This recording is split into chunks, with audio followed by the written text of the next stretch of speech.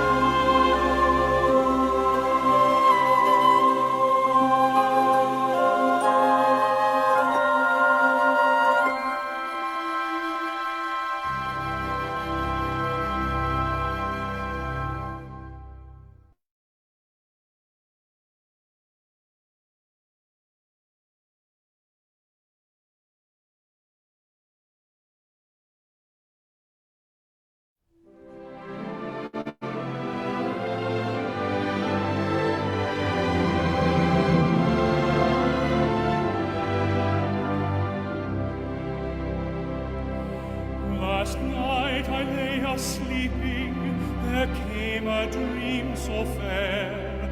I stood in old Jerusalem beside the temple there.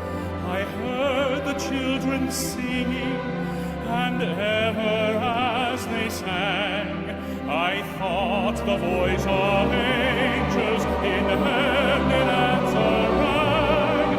I thought the voice of angels from heaven in answer rang.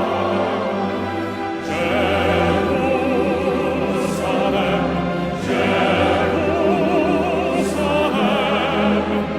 lift up your gates and sing. Hosanna in the highest. Hosanna to your King.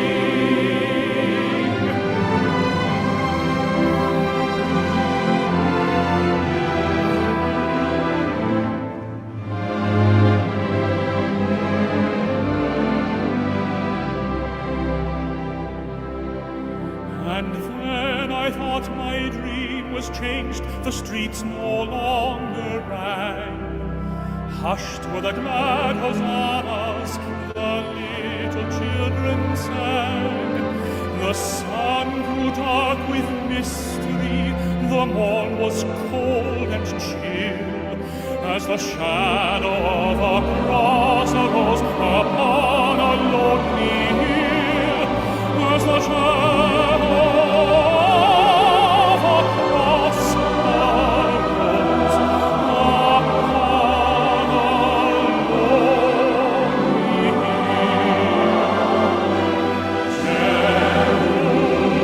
Jerusalem, Jerusalem, lift up your gates and sing. Hosanna in the highest. Hosanna to your King.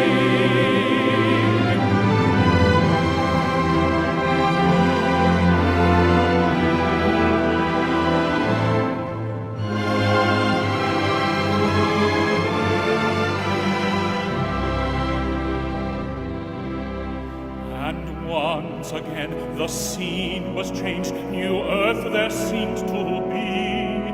I saw the holy city beside the tideless sea.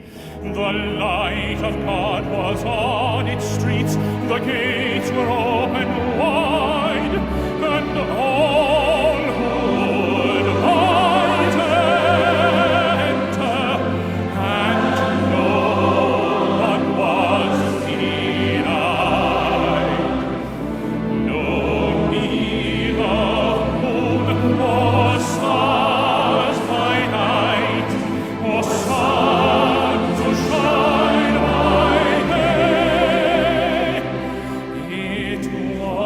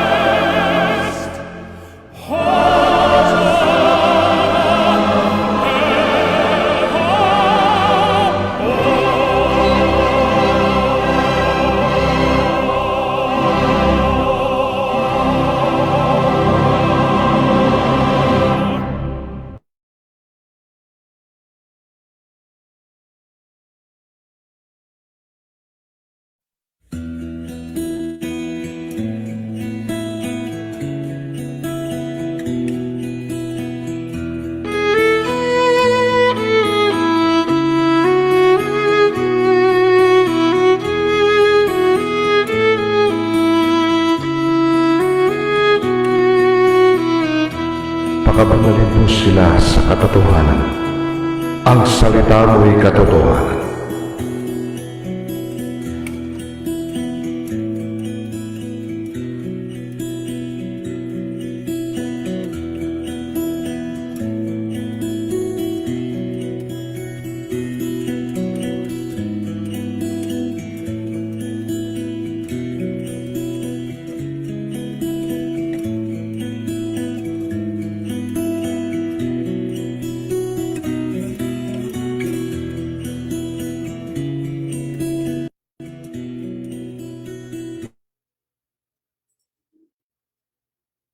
Magandang gabi po sa atin lahat, mga giliw naming taga-subaybay ng programang ito na mga aral ng katotohanan.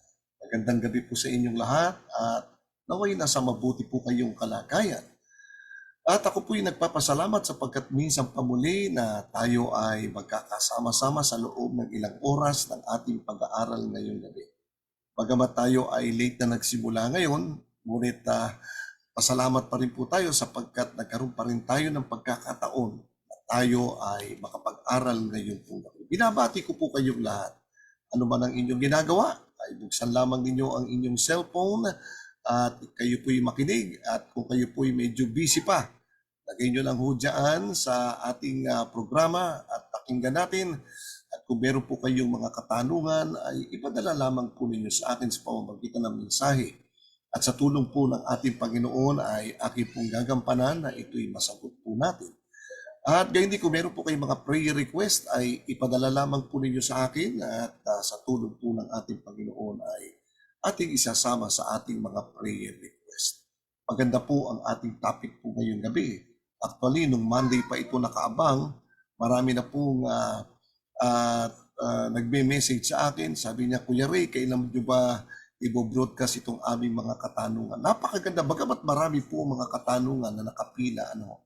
Kung hindi man natin matapos masagot sa gabing ito, ang lahat ng katanungang ito, ay aking pong paglilingkuran sa susunod po sa Biyernes na darating. Loobin ng ating Panginoon.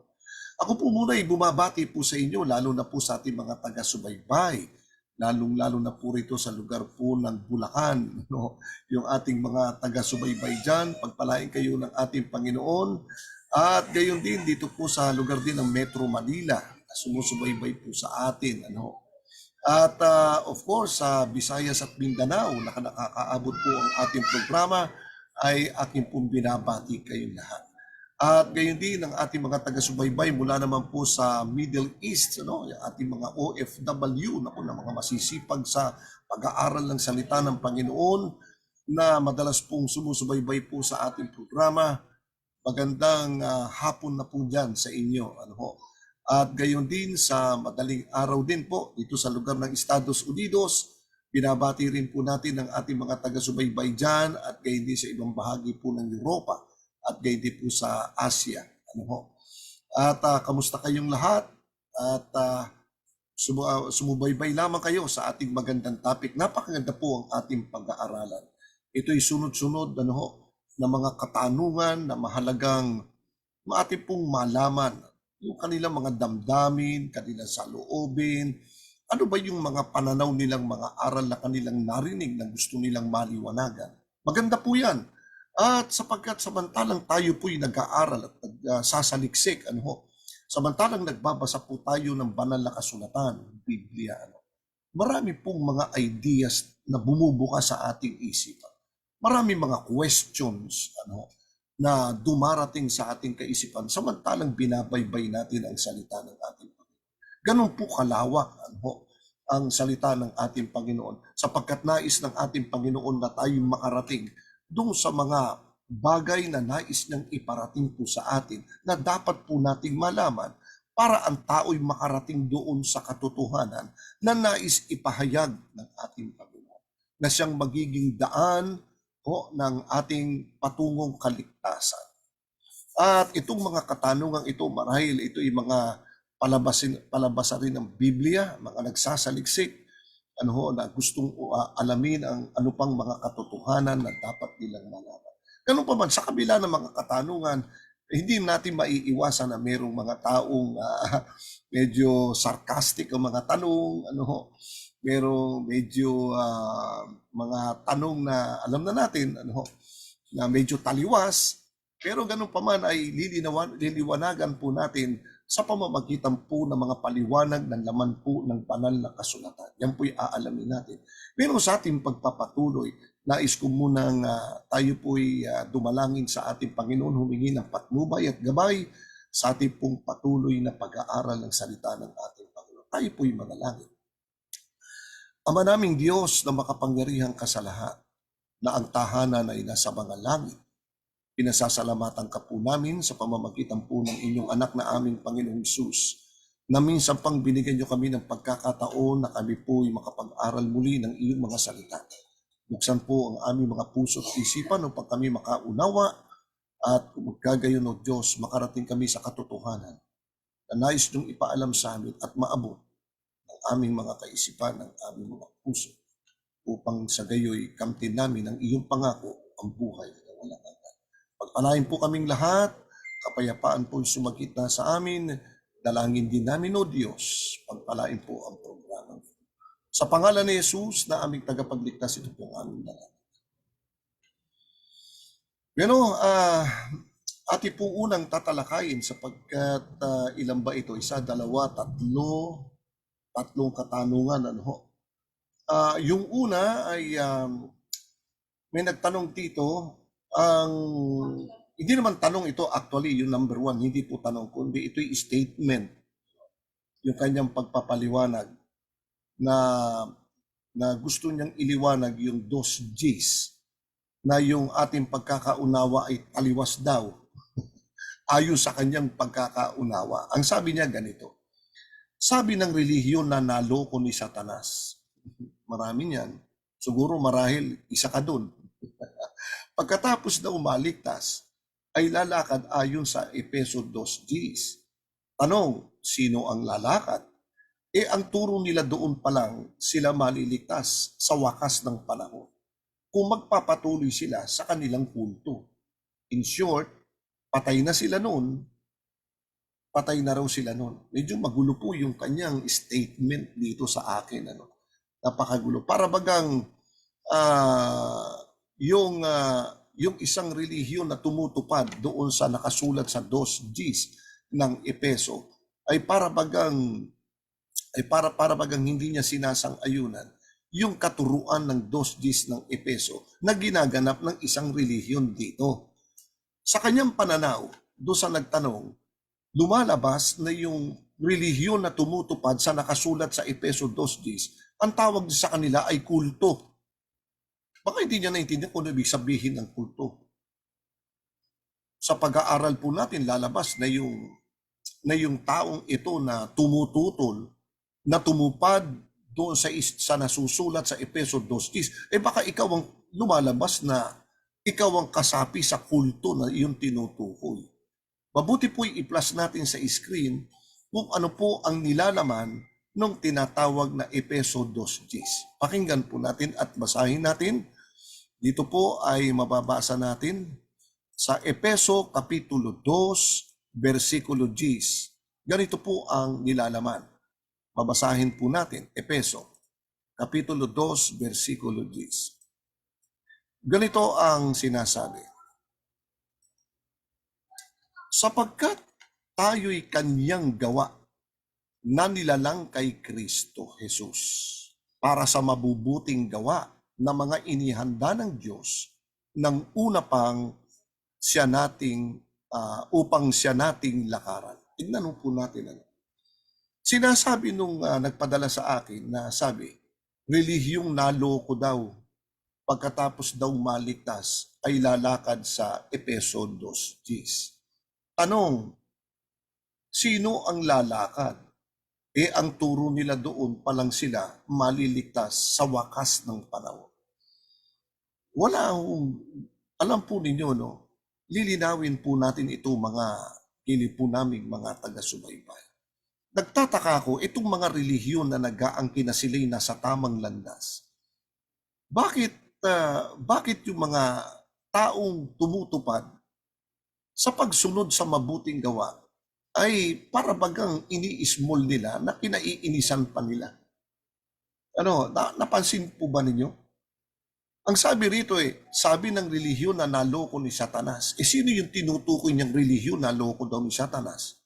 Ito yung relihiyon na lalakad daw doon sa Efeso 2:10. Ibig ba sabihin itong aral ng Diyos na itinuturo sa mga taong gustong maligtas ay kinakailangan lumakad sa paggawa ng mabuti. Yung po ba'y masama? Masama po ba yung ang tao ay lumalakad sa mabubuting gawa ayon sa na itinakda ng Diyos o inilaan ng Diyos ang tao para sa mabubuting gawa? Maliwanag po na sinasabi ng Biblia na ang tao sa simula pa lamang ng lalangin ng Diyos ang tao'y tinalaga ng Diyos sa mga mabubuting gawa ayon sa aral po ng Diyos. Bakit kinakalaban ito ng mga relihiyon? Ayaw nilang sundin o ayaw nilang ituro o sila'y para bagang allergic do sa aral ng paggawa ng mabuti. Tignan ho natin, sino po ba yung inaaralan dito? Sino ba yung tinutukoy dito na dapat gumawa tayo ng gawang mabuti sapagkat doon tayo inilalagay ng Diyos? Sa pasimula pa lamang ng paglalang, ang tao'y tinalaga sa mga gawang mabuti. Pakinggan po natin, balikan natin ang Efeso Kapitulo 2 na ang binasa niya ay Gs. Pero bago mo umpisahan sa Gs, umpisahan muna natin sa 8. Ano ba ang nilalaman ng sinabi do sa 2 Gs ng Efeso? Ito po nilalaman yan. Umpisahan nyo sa 8. Ang sabi ganito, sapagkat sa biyaya, kayo'y nangaligtas. Tingnan ninyo, nangaligtas. Sino po yung mga taong tinutukoy na nangaligtas? Ito yung mga taong nasa ilalim ng biyaya ng Diyos. At itong mga nasa ilalim ng biyaya, sila yung mga tinatawag na mananampalataya sa pamamagitan ng pananampalataya. At ito'y hindi sa inyong sarili, ito'y kaloob ng Diyos. Kaya yung mga taong tinutukoy na nangaligtas, ito yung mga taong nasa ilalim ng biyaya sa pamamagitan ng pananampalataya kay Kristo. Alright, ituloy natin sa 9. Hindi sa pamamagitan ng mga gawa, ibig sabihin, hindi sa pamamagitan ng sarili nating gawa, upang ang sinuman ay huwag magmapuri. Sapagkat tayo'y kanyang gawa, kita ninyo, tayo'y gawa ng Diyos lalang tayo ng Diyos nilalang tayo. Ang sabi rito, sapagkat tayo'y kanyang gawa, na nilalang kay Kristo Jesus. Saan? Sa mabubuting gawa. O dito tayo nilalang Dito tayo itinatalaga ng Diyos sa mga mabubuting gawa. Kailan pa inihanda ng Diyos yan? Na mga inihanda ng Diyos ng una upang siya'y nating lakaran. Kaya nung una pa, itinalaga na ng Diyos ang tao doon sa tinatawag na mabubuting gawa na mga inihanda ng Diyos ng una upang siya nating lakaran. Itinatalaga talaga tayo sa mabubuting gawa. Tingnan mo natin, yung mga taong nasa ilalim ng biyaya. Ewan ko lang itong taong nagtanong nito kung nasa ilalim siya ng biyaya. Bakit? Kung ikaw'y nasa ilalim ng biyaya at inaangkin mo na ikaw ay may nakalaang kaligtasan sa iyo, dapat sundin mo yung inilaan sa iyo ng Diyos ng mga mabubuting gawa, sapagkat yung mabubuting gawa na inilaan ng Diyos sa tao na kanyang ililigtas, yun ang hinahanap ng Diyos sa kanyang mga ililigtas. Napakahalaga po pakinggan po ninyo yung gawang mabuti. Doon tayo pinagagawa ng Diyos na dapat tayo ay gumawa ng mabuti. Sa Kapitulo 1 na ang bersikulo po ay Gs, ng Kolosas, ganito po ang kababasahan natin, Kapitulo 1, versikulo 10. Ang sabi ni Apostol Pablo sa mga taong nangaligtas sa pamamagitan ng biyaya, ng pananampalataya kay Kristo, na doon sila itinalaga sa mga mabubuting gawa sa pamamagitan ng ating Panginoon. Ito yung iniaaral ngayon. Bakit kailangan natin lumakad sa mabubuting gawa?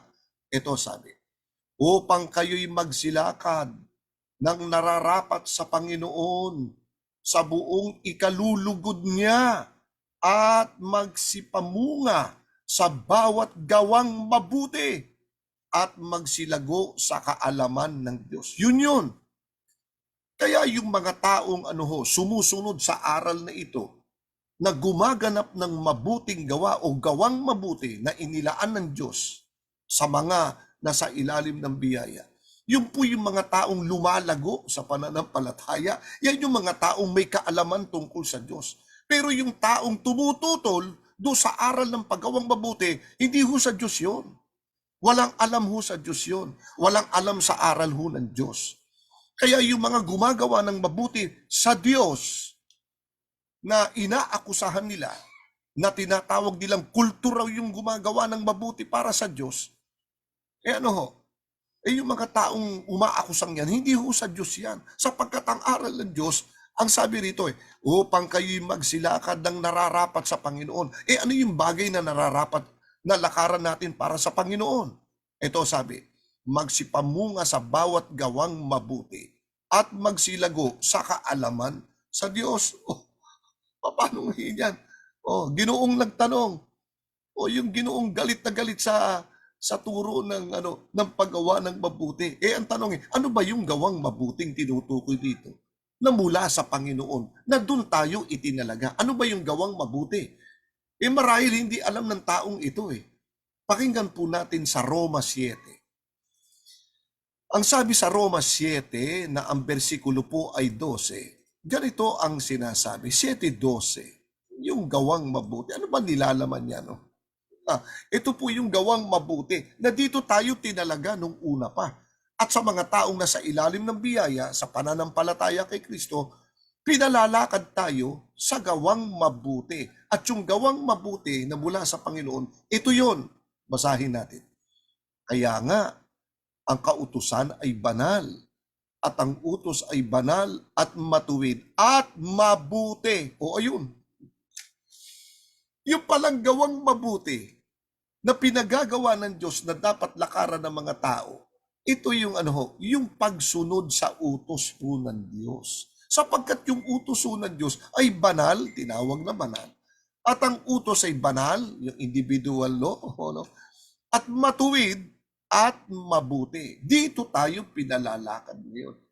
Alam mo naman, yung mga taong hindi sa Diyos, na nagpapakunwaring sa Diyos, nagpapakilalang kunway sa Diyos, galit sila doon sa mga samahang totoong iglesia, tunay na iglesia na nagtuturo na ang tao ay dapat lumakad sa gawang mabuti ayon sa utos ng ating Panginoon. At yung gawang mabuti na doon tayo pinalalakad ng Panginoon, walang iba kundi yung kanyang kautusan. Sapagkat yung utos ng Diyos banal, ang utos ng Diyos ay banal at matuwid at mabuti. So yun po, yun ang ating kasagutan. Ngayon, pagdating naman sa kaligtasan, mga kaibigan, mga kapatid, meron pong tamang proseso ng kaligtasan. Paano ang tao maliligtas? Marahil tatanungin natin, saan ba tayo inililigtas? At bakit kailangan tayo maligtas? At ano ang proseso at ano ang aral ng Biblia tungkol sa tamang paraan ng kaligtasan na itinuturo po ng Biblia? Una, tingnan po natin. Ano tinuturo ho ng Biblia? Alright, ang itinuturo ng Biblia, yung proseso, yung pamamaraan na itinuturo ng Panginoon. Paano tayo maliligtas? Kasi mga napapakinggan natin dyan, pumasok kayo sa iglesia ni Kristo, maliligtas kayo. Hindi yan ang proseso. Hindi yan ang itinuturo ng Panginoon. Meron pong tamang proseso na itinuturo po ng Biblia kung paano ang tao papasok sa tinatawag na kaligtasan na ipinapangako at nilalaan ng Diyos sa mga maliligtas. Una, kinakailangan natin ay dumaan tayo sa ganitong proseso para tayo maligtas. Hindi yung umanib ka sa iglesia, hindi yun Dito ka muna padadalahin ng Panginoon. Una, kinakailangan ang tao'y mapailalim muna sa isang bagay. Ito yung sapagkat sa biyaya kayo'y nangaligtas. Kinakailangan mo yung biyaya muna. Dito ka muna dadalhin para ikay pumasok saan? Sa kaligtasan. Yan po yung proseso. Sapagkat sa biyaya kayo'y nangaligtas. Sa pamamagitan ng ano? Sa pamamagitan ng pananampalataya. Yun. At ito'y hindi sa inyong sarili. Ito'y kaloob ng Diyos. Ito yung mga unang proseso. Ang tao para maligtas, kailangan tanggapin mo muna ang Panginoon sa pamamagitan ng pananampalataya. Kapag tinanggap natin ang ating Panginoong Jesucristo sa pamamagitan ng pananampalataya, ang tao'y napapailalim sa biyaya ng Diyos. Alam naman natin yung biyaya. Pag sinabi biyaya, ito'y libreng kaloob. Biyaya eh. Nakatanggap tayo ng biyaya. Walang bayad. Binigay sa atin yan. At yung biyaya, walang iba kundi ang ating Panginoong Jesucristo. Siya po yung biyaya na tinutukoy na kinakailangan mapailalim tayo sa ating Panginoong Jesucristo sa pamamagitan ng ating pananampalataya sa Panginoong Jesucristo. Wala pong pagtatalo ron. Kailangan natin tayo ay sumampalataya at tanggapin natin ang Panginoong Jesucristo. Matapos nating tanggapin ang ating Panginoong Jesucristo, tayo ay pumapasok sa proseso na tayo ay nangaligtas. Ibig sabihin, inaagaw tayo ng Panginoon. Inaalis tayo ng Panginoon doon sa sumpa ng tinatawag na ikalawang kamatayan. Once na tinanggap natin ang ating Panginoong Jesucristo. Alright. Pag pumasok na tayo roon, tinanggap na natin ang Panginoon sa pamamagitan ng pananampalataya. Tingnan ho ninyo yung aral na ito ng Biblia. Once na tinanggap natin ang Panginoon, na totoong pagtanggap, tunay na pananampalataya sa Panginoon Jesucristo. Hindi rin natitigil yung tungkulin ng isang mananampalataya kay Kristo. May gagampanan pa tayo eh. Ano gagampanan natin? Ito, sundan natin. Ito yung proseso tong itinuturo ng Epeso eh. Matapos ang tao ngayon, mapapailalim ngayon sa biyaya ng ating Panginoon. Ito yung susunod na magaganap sa Kanya na dapat ganapin ng isang mananampalataya na pumapasok sa pangako ng kaligtasan ng Diyos. Ang sabi ganito, sapagkat sa biyaya kayo'y nangaligtas. Ayan ha. Paano sila nangaligtas? Sa pamamagitan ng biyaya at sa pamamagitan ng ng pananampalataya. At ito'y hindi sa inyong sarili, ito'y kaloob ng Diyos. Hindi sa pamamagitan ng mga gawa, ibig sabihin, sarili nating gawa, hindi sa pamamagitan ng ating mga gawa na sarili, upang ang sino man ay huwag mapuri. Sapagkat, ito na ngayon yung mga nasa ilalim ng biyaya, ito na yung tungkulin na gagampanan ng isang taong mananampalataya na nasa ilalim ng biyaya ni Kristo. Ito na ang gaganapin niya. Sapagkat tayo'y kanyang gawa na nilalang kay Kristo Jesus para sa mabubuting gawa. Dito na tayo papasok ngayon. Saan? Sa mabubuting gawa. Bakit? Dito tayo ginawa eh. Dito tayo nilalang. At yung mabubuting gawang yun, ang sabi, na mga inihanda ng Diyos o inihanda ng Diyos yan. Nang una, upang siya nating lakaran. Lalakad tayo ngayon sa mga mabubuting gawa ngayon na inilaan ng Diyos sa atin. Sino pinalalakad dyan? Di yung mga taong nasa ilalim ng biyaya na pananampalataya kay Kristo. Kaya kung totoo ka na yung aral mo ay totoong tunay na aral mula kay Kristo, abay susundin mo yan. Lalakad ka ngayon sa mabubuting gawa. Na yung mabubuting gawa yan, inihanda sa atin ng Panginoon. Ulitin natin, ano yung mabubuting gawa na inihanda ng Diyos na dapat nating lakaran? Lalakad tayo doon sa ayop sa gusto mo. Pag hindi ka lumakad dyan, hindi ka tunay na hindi ka tunay na sa Diyos. Kalabang ka ng Diyos. Waipik yung pananampalataya mo. Walang kabuluhan yung pananampalataya mo. Bakit? Tinututulan mo na ngayon yung paglakad mo sa mabuting sa mabuting dapat mong lakaran na inilaan ng Diyos sa atin. Pakinggan uli natin, balikan natin yung Roma. 7:12. Dito tayo lalakad ngayon. Doon sa Roma 7:12, ito yung mabubuting gawa na inihanda ng Diyos na dapat nating lakaran. Ito na. Kaya nga, ang kautusan ay banal at ang utos ay banal at matuwid at mabuti. Ayun, dito na tayo lalakad ngayon. Saan? Sa kautusan. Na yung kautusan tinawag na banal at ang utos ay banal at tapos matuwid at mabuti. Dito tayo ngayon lalakad. Ito yung tinutukoy na gawang mabuti sa pamamagitan ng pagsunod ngayon sa kautusan ng ating Panginoong Hesukristo. Sinasabi ng iba, wala na yung 10 utos na sa kautusan na tayo ni Kristo. O bakit? Yung bang kautusan ni Kristo at kautusan ng Diyos Ama ay magkalaban. Pinag-aaway niyo yung kautusan ng Diyos at saka ni Kristo eh. Yung kautusan na itinuro ni Kristo, galing po yun sa kautusan ng Ama. Pakinggan po ninyo. Tingnan natin, yung kautusang itinuro ni Kristo, pinaghihiwalay ninyo eh. Hindi nyo maaaring paghiwalay yan. Sapagkat yung kautusang itinuro ni Kristo, yun din yung kautusan na kautusan na itinuro ng Ama. Pakinggan po natin dito po sa isang talata. Ang sabi ng Panginoong Jesucristo ay ganito, sapagkat ako'y hindi nagsasalita na mula sa aking sarili. Kita ninyo. Si Kristo nangangaral, nagsasalita, nangangaral. Ang sabi ni Kristo, yung kanyang sinasalita o yung kanyang pinangangaral ay hindi mula sa aking sarili. Kanino galing yung aral ni Kristo na merong kasamang mga kautusang itinuro ni Kristo? Saan galing yun? Ito. Kundi ang Ama na nasa akin na ang nagsugo ay siyang nagbigay sa akin ng utos kung ano ang dapat kong sabihin at kung ano ang dapat kong salitain. Kaya yung mga kautusan ni Kristong tinutukoy sa Biblia, ganapin natin ang kautusan ni Kristo. Yung kautusan ni Kristo, galing yan sa kautusan ng Ama rin.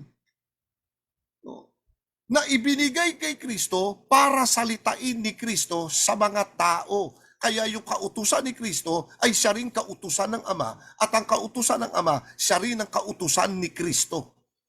Kaya sabi nga ni Kristo nung nangangaral dito sapagkat ako'y hindi nagsasalita na mula sa aking sarili, kundi ang Ama na nasa akin ay nagsugo ay siyang nagbigay sa akin ng utos.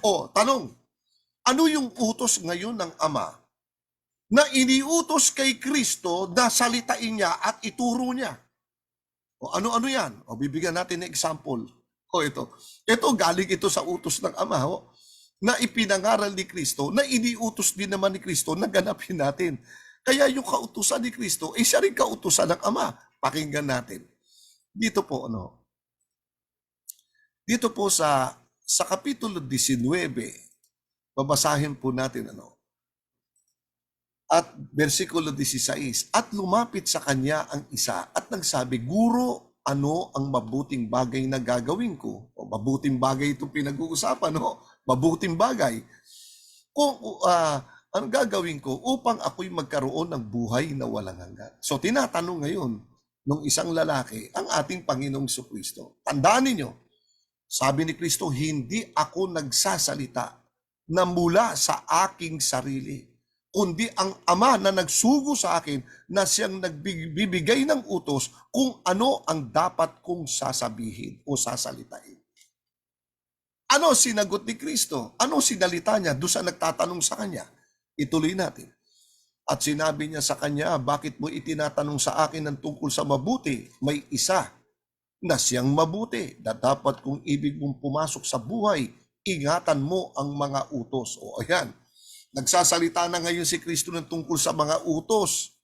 Tandaan ninyo, yung sinasalita ni Kristo hindi galing sa kanyang sarili, kundi ito'y galing sa Ama na iniutos kay Kristo na salitain niya. Ito salita ng Ama na sinalita ni Kristo. Sinabi niya sa kanya, alin-alin, at sinabi ni Jesus, huwag kang papatay, huwag kang mangangalunyaw, huwag kang magnanakaw, huwag sasaksi sa di katotohanan. Igalang mo ang iyong ama at ang iyong ina at iibigin mo ang iyong kapwa na gaya ng iyong sarili. Kanino galing yung utos na yan? Hindi ba sa Ama? Ang tanong, itinuro ba ni Kristo? Turo din ni Kristo yan. Kita ho ninyo. Kaya yung aral, yung utos na itinuro ni Kristo, ay galing ito sa Ama. Kaya yung kautosang mga itinuro ni Kristo, galing po ito sa Diyos Ama.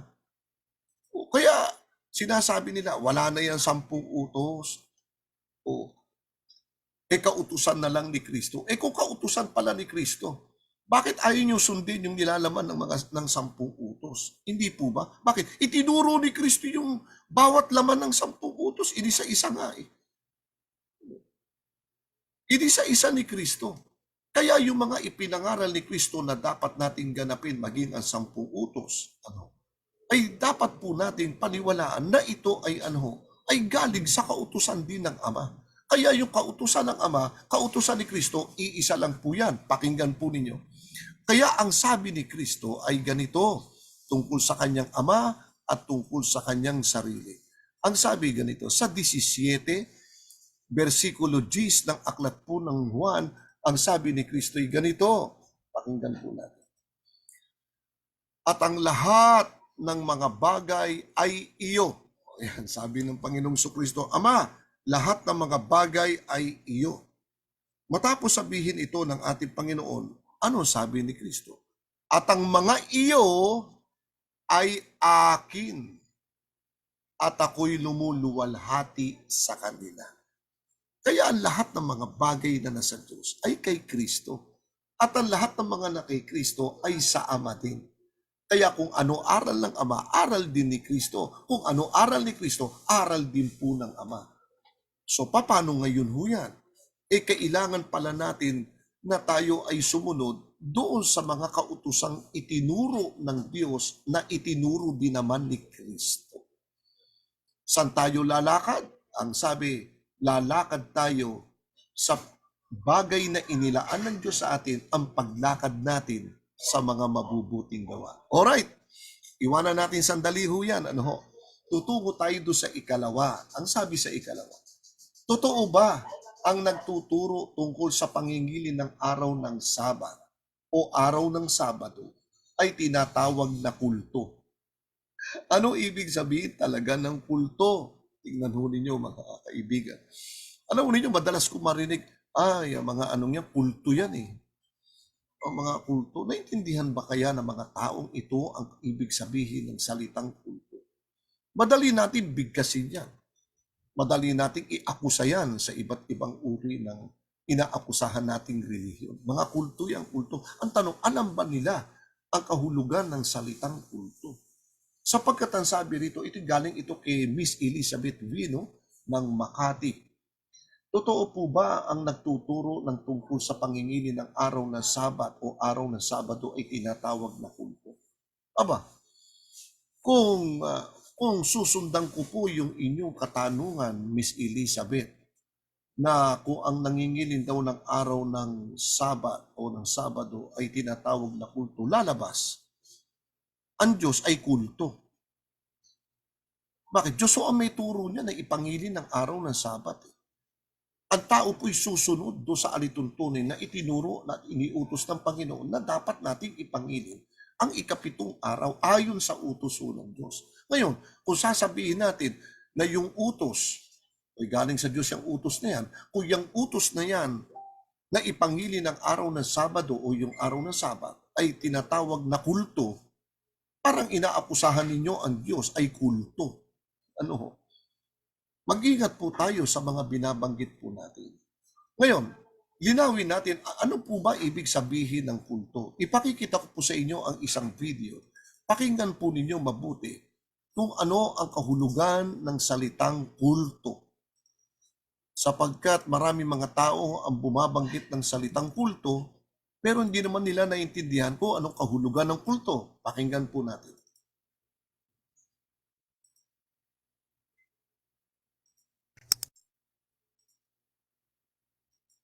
Ano ang kahulugan ng kulto?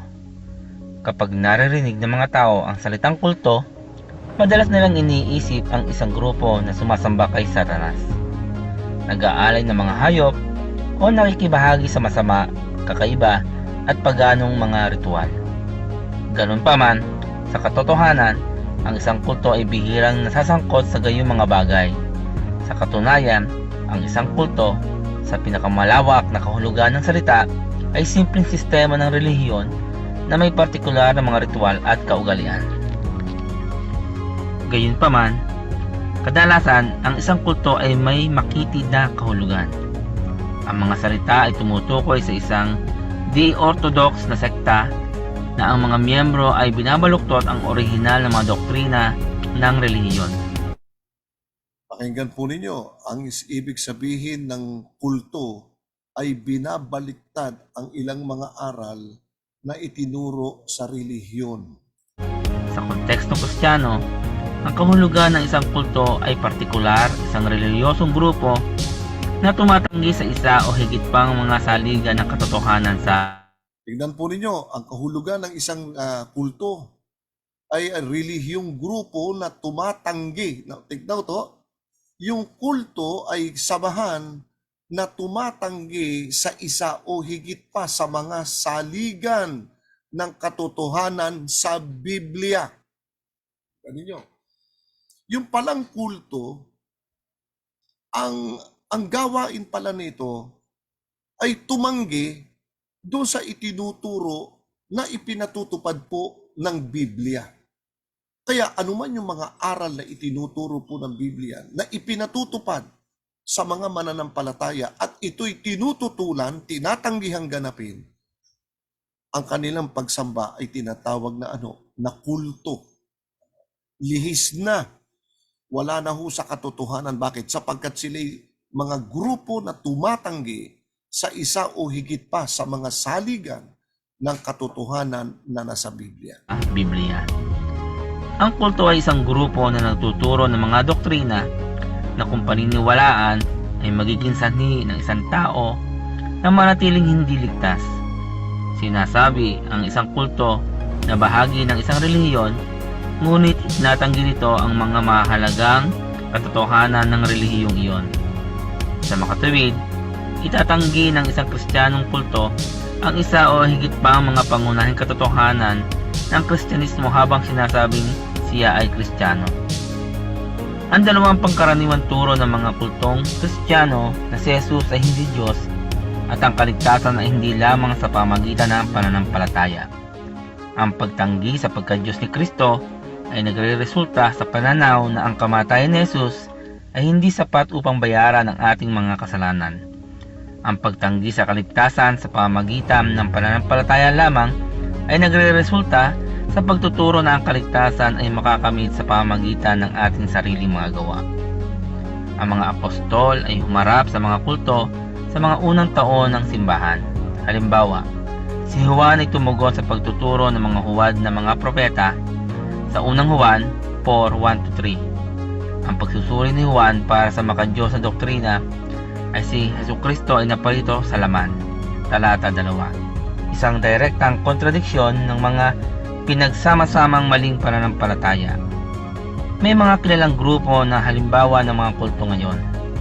Ang mga grupong ito ay nagsasabing sila ay Kristiyano, ngunit pareho nilang itinatanggi ang pagka-Diyos ni Kristo at ang kaligtasan sa pamamagitan lamang ng pananampalataya. Ang mga grupong ito ay naniniwala sa maraming bagay na sang-ayon o katulad sa itinuturo ng Biblia. Gayunpaman, katotohanan ang itinatanggi nila ang pagka-Diyos ni Kristo at ipinangangara ng kaligtasan sa pamamagitan ng mga gawa ay nagpapahayag sa kanila bilang mga kulto. Maraming grupo, relihiyon at miyembro ng iba pang mga kulto ang tunay na naniniwalang hawak nila ang katotohanan. Bilang mga tunay na Kristiyano, ang ating pag-asa at panalangin sa maraming tao na nasasangkot sa mga kulto ay makita nila ang mga kasinungalingan at maakit sa katotohanan ng kaligtasan sa pamamagitan ng pananampalataya kay Jesucristo lamang. Salamat po sa inyong panonood. So, napanood po ninyo mga gilid po naming mga taga-subaybay ang kahulugan ng salitang kulto. Ang kulto ay grupo ng isang grupo ng relihiyon na tumatanggi sa itinuturo po ng Biblia. Tumatangging tuparin iniuutos ng ating Panginoon na nasusulat po sa banal na kasulatan. Halimbawa, itong tinatanungan na yung pangingilin daw ng araw ng Sabat ay yan daw itinatawag na kulto. Hindi po kulto yan. Bakit? Aral po yan na galing sa Diyos na ipinatutupad po na dapat ganapin ng mga taong na sumasamba sa Diyos na lumikha ng langit at lupa. Kung ito'y tinututulan ng grupo o anumang relihiyon na tumututol sa aral na ito na dapat sundin na ipangili ng araw ng Sabat, tinututulan nito yung aral na yan, sila'y tinatawag na kulto. Isa pang pananaw ng kulto, yung aral ng Biblia na si Kristo'y Diyos. Tinututulan yan ng ilang mga sekta o ilang mga grupo ng relihiyon. Ayaw nilang paniwalaan o ayaw nilang tanggapin na si Kristo'y Diyos. Tinatawag silang kulto. Yung mga taong nag-aangkin na sila'y maliligtas sa pamamagitan ng sarili nilang gawa, kulto rin po tawag doon. Kaya anuman, all in all, anuman po mga itinuturo po ng Biblia na dapat po nating ganapin at ayaw nating tuparin, ayaw nating sundin, ayaw nating magpasakop sa itinuturo po ng banal na kasulatan, ang grupong yan, ang tawag po ay kulto. Paano ngayon yung mga kaibigan natin? Na mga nagpapakilanang sila'y tunay na iglesia. Sila'y nagpapakilalang sila'y nasa tunay na aral. Ngunit yung itinuturo naman ng Biblia na dapat nilang sundin at ganapin, lalong-lalo na ang ikapitong araw, ang araw ng utos ng Diyos na ipangili ng araw ng Sabat, tinututulan ninyo. Nabibilang kayong mga tumututol na ipangili ng araw ng Sabat, nabibilang kayo sa tinatawag na mga kulto. Yan ang kulto. Yan ang tinuturo po ng Biblia. Sila po yung mga kulto. Pero yung tumutupad sa kautusan ng Diyos, yung mga nangingili ng araw ng Sabado, hindi sila kulto. Sila po yung mga tinatawag na iglesyang tagatupad ng kautusan ng Diyos. Pakinggan po natin dito po sa aklat ng Apokalipsis. Tingnan po natin. Sila yung mga tinatawag na taong mga banal na tumutupad sa kautusan ng ating Panginoon. 14:12 ng aklat ng Apokalipsis. Ang sabi ganito, narito ang pagtsatsaga ng mga banal, ng mga nagsisitupad ng mga utos ng Diyos at ng pananampalataya kay Jesus. So nakikita natin ngayon ang contrast na yung mga mananampalataya kay Kristo na nagtsatsaga sa gawang mabuti na itinuro ng ating Panginoon na dapat nating ganapin. Sila po'y tinatawag na mga iglesyang nagpapakabanal. Meron po silang pananampalataya. Meron silang pinagtsatsagaan. Ang kanilang pinagtsatsagaan ay yung iniuutos ng Panginoon sa kanila na kanilang ganapin, walang iba kundi ang kanyang mga utos na may kalakip na pananampalataya. So hindi ito kulto. Ang kultong tinatawag, ito yung mga tao na tumututol o tumatanggi sa mga iniaaral ng Biblia na dapat nilang tuparin. Sila ang kulto. Yun po ang tinutukoy doon. So, nasagot na po natin. Maraming salamat po, Miss Elizabeth. Tayo po ay tutungo doon sa last, sa 3. Ang sabi rito, walang mababasa sa Biblia na ang Sabat ay para sa lahat ng tao. O parang narinig ko yata ito, pinagdidibatihan ito. Mukhang merong sekta rito, merong relihiyon dito na nagwawala, na naririnig ko. Panay ang banat sa nangingilin ng araw ng Sabat. Kesyo daw yung Sabat, yung Sabat daw ay para sa mga Hudyo lamang. Kesyo daw yung Sabat ay ginawa para sa mga Hudyo, hindi para sa lahat ng tao. Kesyo daw yung Sabat, kapag sino daw lumalabag sa araw ng Sabat ay dapat daw patayin. dapat daw batuhin. So, marami silang akusasyon sa mga nangingili ng araw ng Sabat na yung akusasyon nila ay ano ho, ay mga akusasyon nila na malayo na. Na malayo na sa kapanahunan natin ngayon. Yun yung mga utos pa sa matandang Israel na yung mga utos na yan na papatayin ng sino man lumalabag sa araw ng Sabat, yan po'y pansamantalang ibinigay lamang ng Panginoon sa panahon ng Israelita. Mamaya ho, ipaliliwanag po natin yan. Kaya yung sinasabi nila na yung daw wala daw mababasa sa Biblia na ang Sabat ay para sa lahat ng tao. Hindi ho totoo yun. Sa pasimula pa lamang, ang pangingilin o yung kautusan ng pangingilin ng araw po ng Sabat. Yan po'y ginawa ng Diyos para sa tao. Huwag na ho ninyong tutulan kasi nakasulat na ito. Pag nakasulat na, hindi na kayo makatututol dyan. Ginawa nga ang Sabat para sa tao eh. Ay ano pa? Ano pa ho itututol natin yan? Kayo po ba'y tao o hindi? Sabihin nyo kung hindi kayo tao. Ginawa ang Sabat para sa tao. Pakinggan natin sa 2:27. Ginamit daw ay Sabaton. Sabaton ay tumutukoy din yan doon sa ikapitong araw ng Sanlinggo. Pakinggan natin ang Marcos 2:27. Pakinggan natin. Marcos Kapitulo 2, versikulo 27. Ito sabi ng ating Panginoon. 21, 27 tayo. Ang sabi ng Panginoon ay ganito. At sinabi niya sa kanila, ito'y tungkol sa pangingili ng Sabat.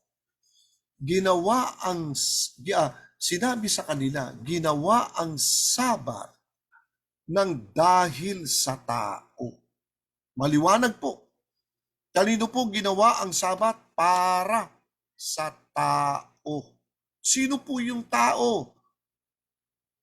Maliwanag, hindi para sa Israel yan. Para sa tao. Ang Israel, hindi lang naman sila ang tao. Bakit ang Pilipino man, di ba tao? Kaya ang ginamit dito ng Panginoon ay generic. Ibig sabihin, generic pangkalahatan. Tumutukoy sa pangkalahatan. Kaya tinawag dito sa Grego na anthropos. Maliwanag pa, babaluktutin pa ng mga taong tumututol sa pangingili ng Sabat Huwag na kayong tumutol, tao kayo, di po ba? Kayong tumututol, tao kayo. Kaya yung Sabat para sa inyo yan. Pakinggan natin. At sinabi niya sa kanila, ginawa ang Sabat ng dahil sa tao. At di ang tao ng dahil sa Sabat. Sabi nila, kita ninyo, ang Sabat ay hindi para sa tao yan. Hindi ginawa ang tao para sa Sabat. Pakinggan po natin. Dito po sa aklat po ng Marcos na ito, tingnan natin ang construction. Sinabi niya sa kanila, may kausap si Kristo mga Hudyo. Sinabi niya sa kanila, ginawa ang Sabat ng dahil sa tao. Kung ang tinutukoy dito ni Kristo ay yung mga kausap niyang Hudyo, dapat in-address niya ito sa mga kausap niyang Hudyo. Sana ganito sinabi. At sinabi niya sa kanila, mga Hudyo, ginawa ang Sabat para dahil sa inyo na mga Hudyo. Ganon sana di ba? Ginawa ang Sabat ng dahil sa inyo na mga Hudyo. Kaso hindi. At sinabi niya sa kanila, ginawa ang Sabat ng dahil sa tao. Bakit dahil sa tao? Mamaya na yung third paragraph hanggang fourth paragraph, itutuloy natin mamaya. Bakit ginawa ang Sabat ng dahil sa tao?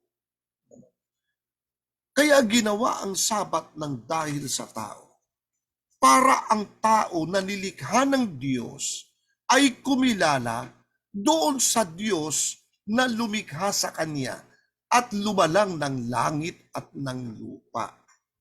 Kaya binuo o ginawa ng Diyos ang Sabat. Iniutos ito, ibinigay ng Diyos sa tao para ang tao ay sumamba sa Diyos na lumikha sa Kanya at lumalang ng langit at ng lupa na hindi niya malilimutan. Kaya nga ang sabi sa Exodo, Kapitulo 20, versikulo 11, sapagkat sa 6 na araw ay ginawa ng Diyos ang langit at ang lupa at nagtahan sa 7.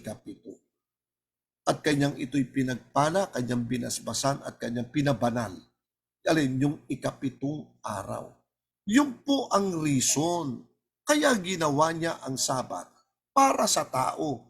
Sapagkat sa araw ng Sabat, ito'y tinatawag na panahon o araw ng pagsamba sa manlalalang sa tao at sa lumikha ng langit at lupa. Pakinggan natin ang aklat po ni Propeta Isaias. Alam na alam ho ito ng marami. Kay Propeta Isaias ang sabi ganito, sa chapter 66, verse 25. Tignan natin. Ang sabi ganito, ang araw po ng Sabat ay pagsambaho ito sa Diyos. Tignan natin Dito po sa 23, 66:23, ganito po pagkakasabi. At mangyayari na mula sa bagong buwan hanggang sa panibago, at mula sa isang Sabat hanggang sa panibago, continuation yan. Paroroon ng lahat ng tao upang sumamba, kaya pagsamba sa harap ko, sabi ng Panginoon. Kaya ang araw po ng Sabat, yan po'y pagsamba na itinatag ng Diyos yung 7 araw na tinawag na araw ng Sabat o araw ng kapahingahan mula sa pagtigil sa gawain. Ang tao'y sa 7 araw sasamba sa Diyos. Bakit? Sapagkat ito po'y paalaala na may lumikha sa tao, na may lumalang ng langit at lupa na dapat sambahin. Yun po ang reason kung bakit ginawa ang Sabat ng dahil sa tao. Ngayon, yung sinasabing kaduktong doon sa Marcos 2:27. Marcos 2:27 na ang sabi doon, at hindi ang tao ng dahil sa Sabat. At di ang tao ng dahil sa Sabat. Anong kahulugan noon? Ito ibig sabihin. Ginawa ang Sabat ng dahil sa tao. Kaya may Sabat dahil may tao. Nakuha ho ninyo, Kaya may Sabat na ginawa ang Diyos dahil meron siyang taong nilalang. Ang tao, hindi po nilalang ng Diyos ng dahil sa Sabat. Yun ang tinutukoy ni Kristo doon sa 3rd paragraph na di ang tao ng dahil sa Sabat. Hindi ginawa ang tao dahil merong Sabat. Hindi ho.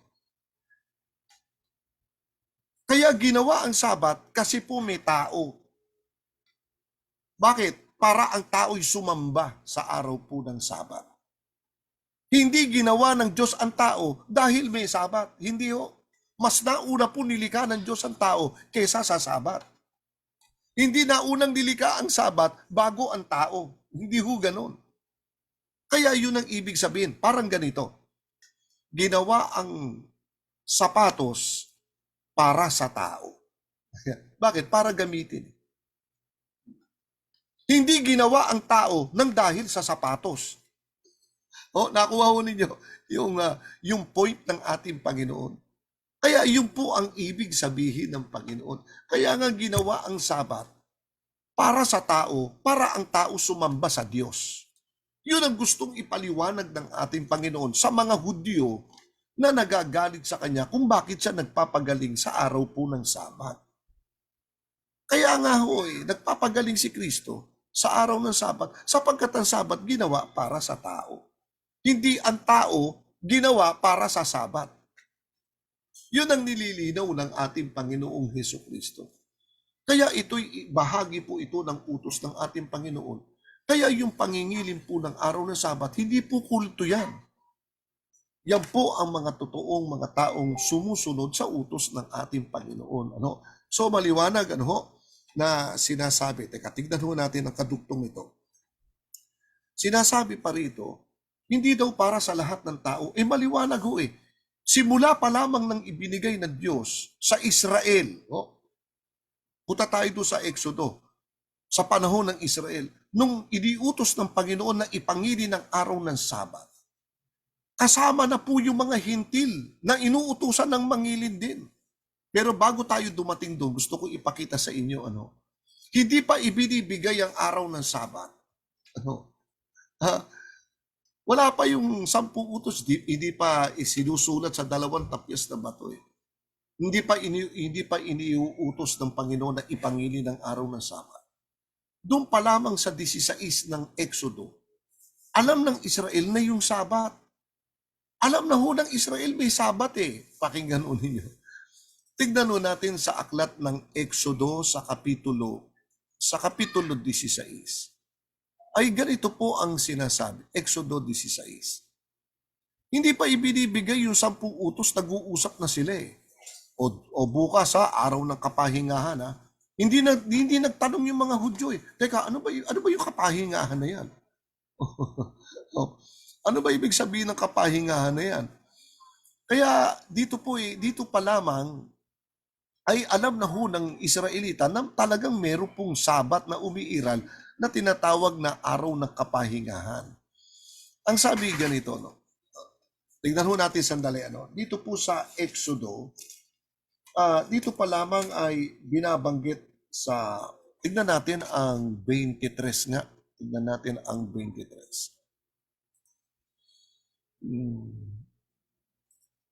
Ang sabi ganito, at kanyang sinabi sa kanila, ito maganda tong point na to eh. At sinabi niya sa kanila, ito ang sinalita ng Panginoon, bukas ay takdang kapahingahan. Banal na Sabat sa Panginoon. Kung ang Sabat ay lumitaw lamang sa panahon ng Israel, sana nagtanong ang Israel, Panginoon, ano ba yung Sabat na yan? Mukhang bago yata sa pandinig namin yan. Magpapahinga kami.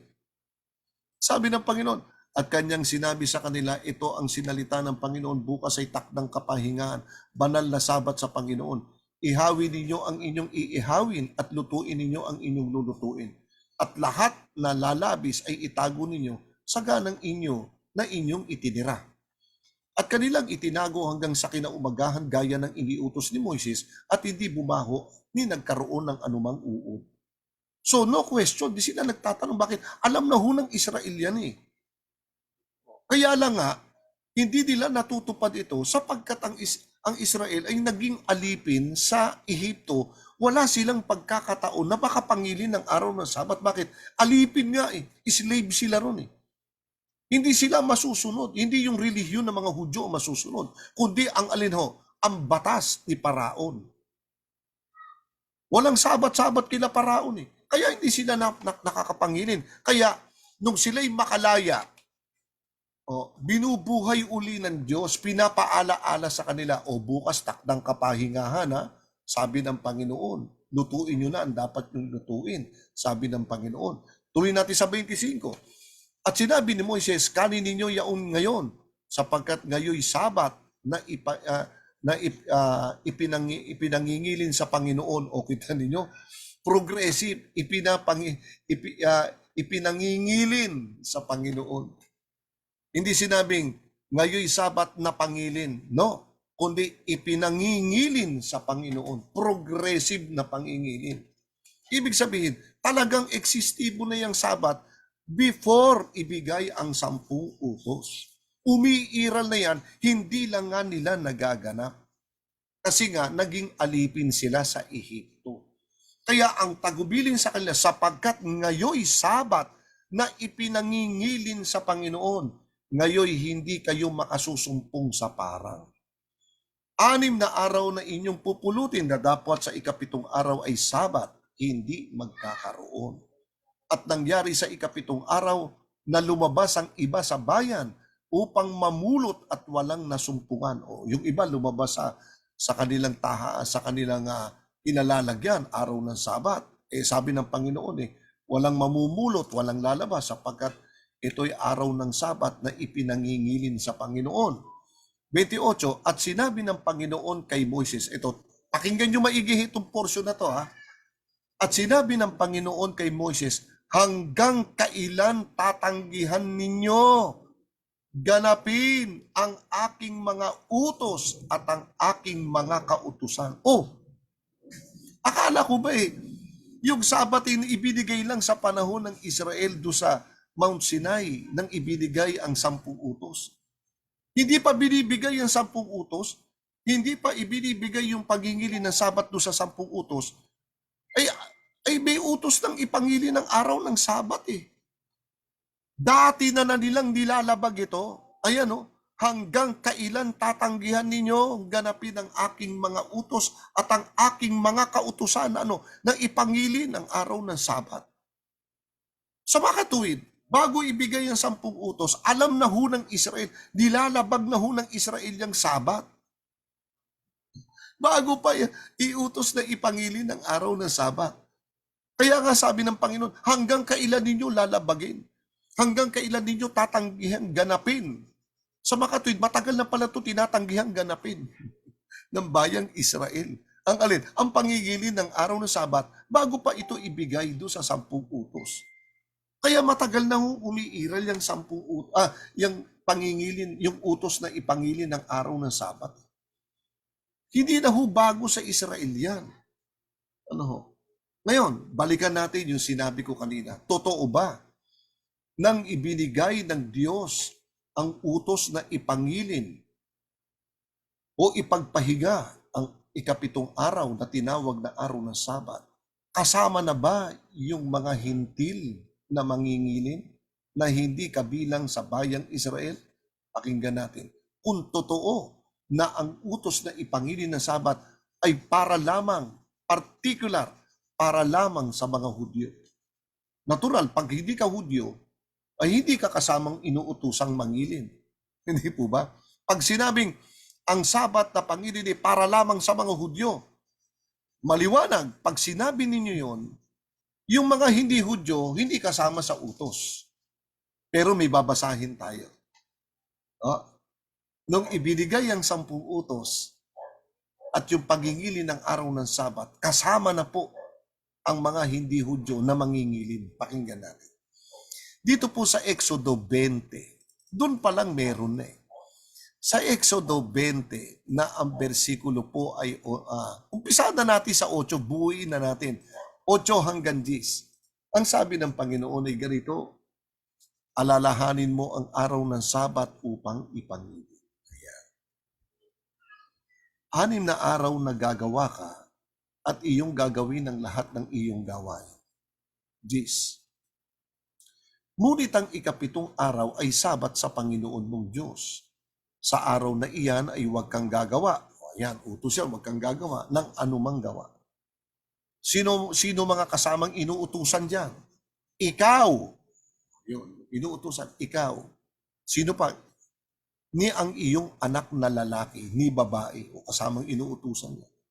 Ni ang iyong aliping lalaki ni babae, o kasamang mangingilin din yan. Ni ang iyong baka. Ibig sabihin, magpapahinga rin yung baka. Bakit? Yan ang ginagamit sa paghahanap buhay, pagtatrabaho nila noon, pagbubungkal ng lupa. Okay. Ni ang iyong taga-ibang lupa. O, tingnan mo. Pati nga yung mga taga-ibang lupa na kasama nila, na nasa loob ng iyong pintuang daan, mangingilin din. Magsasabat din. Magpapahinga din. Kaya kung sinasabi ninyo na ang pangingili ng araw ng Sabat ay particular lamang para sa mga Hudyo, sana sinabi rito, pati yung mga taga-ibang lupa hindi kasamang magpapahinga. Bakit? Hindi sila Hudyo Hindi sila taga-Israel. Hindi. Nung ibinigay ang 10 utos, lalo na yung 4 na utos na ipangili ng araw ng Sabat, kasamang mangingilin ang mga taga-ibang lupa. Ang liwaliwanag dito Ang tanong, sino itong mga taga-ibang lupa? Ayan, no? Nakasamang mangingilin. Pakinggan po natin sa 56, versikulo 6 ni Propeta Isaias. Ito yung mga taga-ibang lupa na kasamang mangingilin. No? Kaya, hindi totoo yung sinasabi nyo, sa pasimula pa lang nga eh. O, kasama na yung mga taga-ibang lupa na mangingilin. 56, versikulo 6 ni Propeta Isaias. Pakinggan natin. Ito yung mga taga-ibang lupa na kasamang magpapahinga rin o mangingilin ng araw ng Sabat. Ito yung mga taga-ibang lupa. Gayon din ang mga taga-ibang lupa. Ayan. Na nakikilakip sa Panginoon. Ayun. Upang magsipangasiwa sa Kanya at magsiibig sa pangalan ng Panginoon. Upang magsipangasiwa sa Kanya at magsiibig sa pangalan ng Panginoon upang maging Kanyang mga lingkod. Bawat nangingili ng Sabat upang wag lapastangin at nag-iingat ng aking tipan. Ayun. Sa mga tuwid, hindi lang pala para sa mga Hudyo ang pangingilin ng araw ng Sabat. Hindi para lamang sa mga Hudyo ang kautosang ipangilin ng araw ng Sabat. Kabilang din pala ang mga taga-ibang lupa ng ibinigayang utos na ipangilin ng araw ng Sabat. Kaya doon sa Exodo 20, maliwanag po nang ibinigay ang 10 utos, nang iniutos din na ipangilin ng araw ng Sabat, doon pa lang kasama na ho mga taga-ibang lupa na kasamang mangingilin. Sa makatuwid, malinaw na ang pangingilin po ng araw ng Sabat hindi lamang sa mga Hudyo, kundi kabilang din ang mga taga-ibang lupa gaya ng nababasa natin sa Exodo 20 versikulo 10 at kasama rin sa 56:6 ni Propeta Isaias. Gayon din ang mga taga-ibang lupa na nangingilin ng Sabat upang wag lapastangan. Kita mo ninyo? So, doon pa lamang maliwanag na po tayo, mga giliw po naming mga taga-subaybay. Hindi totoo na ang pangingilin ng araw ng Sabat at yung utos na yan ay para lamang sa mga Hudyo. Hindi po totoo yun. Sapagkat sa pasimula pa lamang sinabi ni Kristo, ginawa ang Sabat ng dahil sa tao. Sino? Nung ginawa ng Diyos ang araw ng Sabat, meron na po bang tao na nag-i-exist noon? Meron na. May tao na nung ginawa yung Sabat eh. Sino yan? Eh di si Eva at si Adan. Sa panahon ng gawin ng Diyos ang araw ng Sabat, meron na hong taong nauuna noon na nabubuhay. Yan po ay si Eva at si Adan. Kaya si Eva at si Adan, sakop po ng utos na yon na ipangilin ng Sabat, sapagkat ang sabi ni Kristo, ginawa ang Sabat ng dahil sa tao. Kaya nang gawin ni Kristo ang araw ng Sabat, may tao na. Sino yan? Si Eva at si Adan. Kaya si Eva at si Adan, sakop ng araw ng Sabat. Paano? Wala daw mababasa. Ay, hindi nyo na kailangan. Baka masira ulo nyo pagka hinanap nyo pa yan. Bakit? Nilinaw na nga ni Kristo eh. Ginawa ang Sabat. O, kailan ginawa yan? Nung 7 araw. Nung gawin niya ang Sabat ng 7 araw. May tao na ba? Oo. Sapagkat ang sabi, ginawa ang Sabat ng dahil sa tao. Kaya nang gawin ang Sabat, may tao na ba? Meron nung gawin yan. Sino ang tao? Nung panahon na ginawa ang araw ng Sabat, di si Eva at si Adan. O kaya si Eva at si Adan, ando doon, sakop siya. Doon sa sinabi ni Kristo na ginawa sa kanila araw ng Sabat. Itong mga taong tumututol na ito, ayaw ko lang kung tao kayo. Tutol kayo ng tutol. Para daw sa mga, naku, wag nyo nang baluktutin, nakasulat na eh. Sinasabi nila ganito. Babasahin po natin. Ito'y laging binabato ito eh. Laging binabato. Bago tayo bitawan natin ito. No? Lagi nilang, basahin muna natin ito. No? Ito'y ginagamit nila. Tignan mo natin. Teka ha, titignan ko. Ito'y, naalaala ko, ito'y laging ginagamit nila sa atin. Doon sa nangingili ng araw ng Sabat. At yun daw nangingili ng Sabat ay dapat daw patayin. Grabe. Dito po sa, basahin natin dito sa 35. Tignan natin. Sa 35 ng Exodo, magandang pag-usapan ito. Sa 35 po ng Exodo, umpisahan po natin sa 1.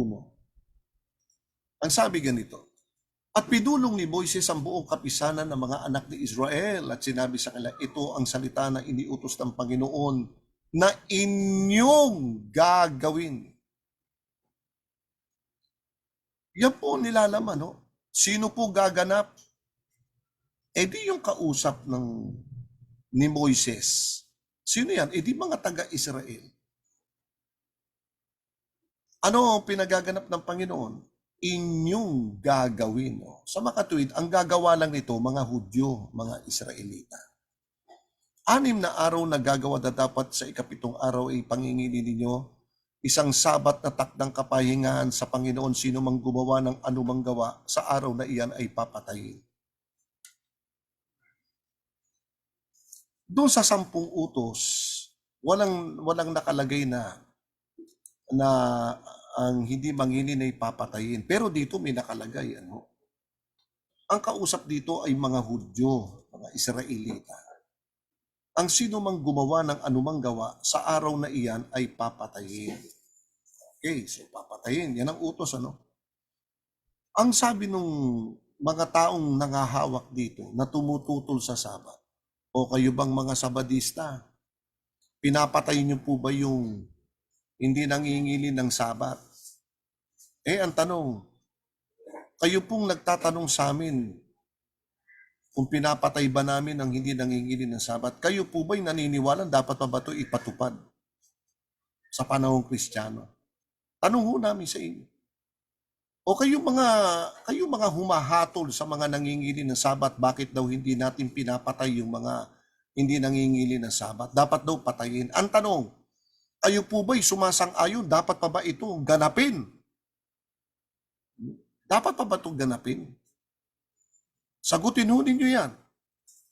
Itong talatang itong 35 versikulo 2 hanggang 5 po ng Exodo, na ipinambabato ninyo sa mga nangingilin ng Sabat, sinasabi nyo, kayong mga nangingilin ng Sabat, pinapatay nyo po ba ang hindi nangingilin ng Sabat ayon sa utos? Ang tanong ko po, naniniwala po ba kayo na dapat pa ito tuparin sa panahong Kristiyano? Yan po ang entay nating katanungan sa kanila. Sang-ayon po ba kayo na dapat pa itong sundin? Yan po yung tinatanong ko, ayaw naman nila sagutin . Dapat pa ba tuparin ito? Kasi binabato ninyo sa mga nangingili ng Sabat, kayo mga nangingili ng Sabat, bakit ninyo pinapatay? Bakit? Ang tanong ho namin, ito ba'y dapat pa bang ganapin?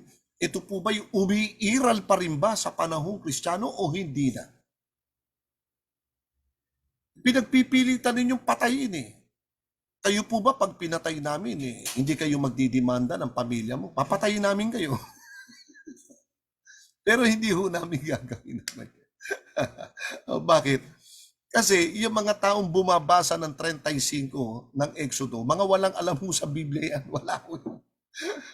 Huwag kayo magpapaniwala riyan. Bakit kayong mga Sabadista? Bakit di nyo pinapatay ang hindi nangingili ng Sabat?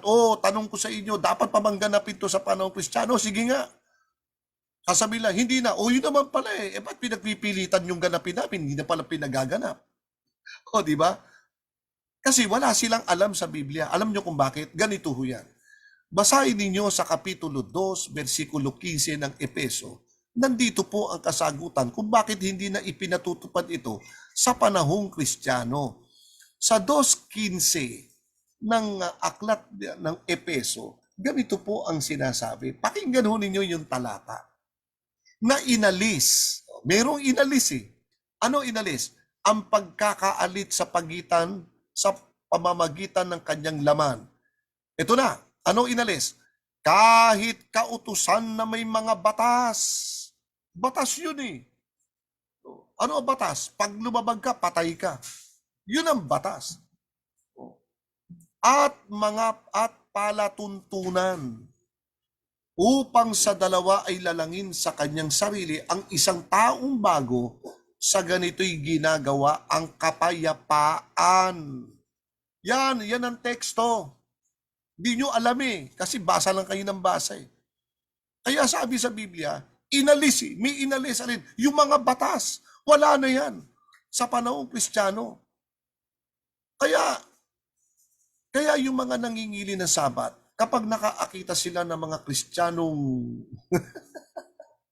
Kristyanong hilaw, na linggo ang pangilin, sunod-sunuran sa likod ng Vatican. Utos kasi ng Vatikano na ipangilin ng araw ng linggo, binago nila ang pangilin Kaya ito mga protestanting nangingilin ng linggo, sunod-sunuran yan, para mga langaw yan, sunod-sunuran sa likod ng Vatican yan kung ano iniutos.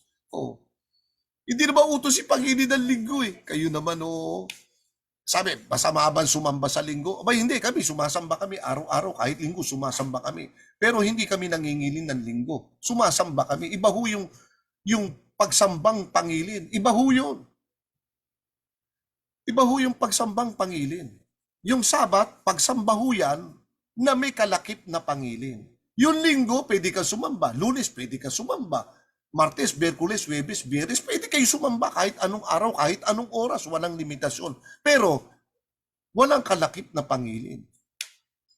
Kasi pag nilakip pa mo ng pangilin yan, hindi ka na magtatrabaho. Hindi ka na aalis sa loob ng simbahan. Okay.